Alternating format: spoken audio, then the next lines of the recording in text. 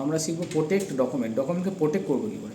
তো ধরে নাও কোনো ব্যক্তি বা কেউ আমার ডকুমেন্টসটাকে প্রোটেক্ট করতে চায়, ধরো প্রোটেক্ট করবো। কীভাবে ডকুমেন্টসটা প্রোটেক্ট করবো?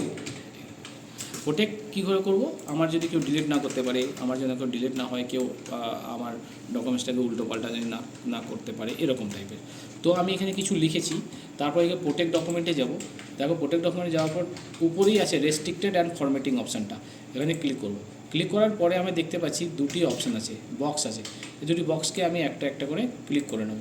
পরপর ক্লিক করার পর এখানে অপশান আছে নো চেঞ্জেস, এখানে ক্লিক করব। করার পর দেখতে পাচ্ছি নিউ কমেন্ট, এখানে কমেন্টস অপশান আছে, ক্লিক করে নেবো। ক্লিক করার পরে এখানে আছে yes start enforcing and protection, এখানে গিয়ে ক্লিক করব। ক্লিক করার বাদে আমি দেখতে পাচ্ছি এখানে দুটি বক্স চলে এসেছে। কী করছে? পাসওয়ার্ড প্রোটেক্ট দিতে বলছে। আমি এখন একটা পাসওয়ার্ড দিয়ে দিচ্ছি, দুটোই যেন সেম পাসওয়ার্ড হয়, সেম পাসওয়ার্ড দিতে হবে। এবং দেওয়ার পর তুমি যে কোনো পাসওয়ার্ড দিতে পারো, নাম্বার দিতে পারো, অ্যালফাবেট দিতে পারো, নাম দিতে পারো, নিয়ে ওকে করে দেবো। ওকে করার পর আমি এখন যদি কিছু ডিলিট করি বা কিছু করি, দেখো ডিলিটও হচ্ছে না, কিছু লেখাও যাচ্ছে না। তাহলে আমি এখন লিখতে চাইছি, লিখছেও না। তাহলে আমি কী করবো? এটাকে প্রোটেকশান আমার হয়ে গেছে। তাহলে আমার কেউ কিছু করতে পারছে না ডকুমেন্টসের উপরে। আমি এটাকে স্টপ প্রোটেকশানে গিয়ে স্টপ করব, তখন পাসওয়ার্ড দিয়ে আমি যখন এন্টার করব, তখন দেখতে পাচ্ছি আমার এটা চেঞ্জেস করতে দিচ্ছে, তার আগে কিন্তু দিচ্ছিল না।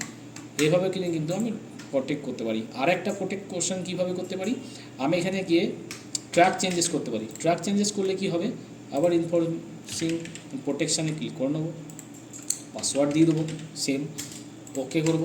এখন আমি কিছু লিখছি এবং আমি কিছু ডিলিট করছি, দেখতে পাচ্ছি যেটা লিখেছি সেটাও রেড এবং যেটা ডিলিট করেছি সেটাও রেড। মানে বোঝা যাচ্ছে যে আমার কোনগুলো চেঞ্জেস করা হয়েছে, কোন কোন শব্দগুলো চেঞ্জ করা হয়েছে।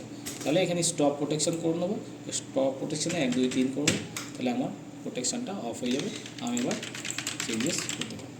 ঠিক আছে, এগুলো হলো আমার প্রোটেকশান অ্যান্ড ডকুমেন্টসের কাজ।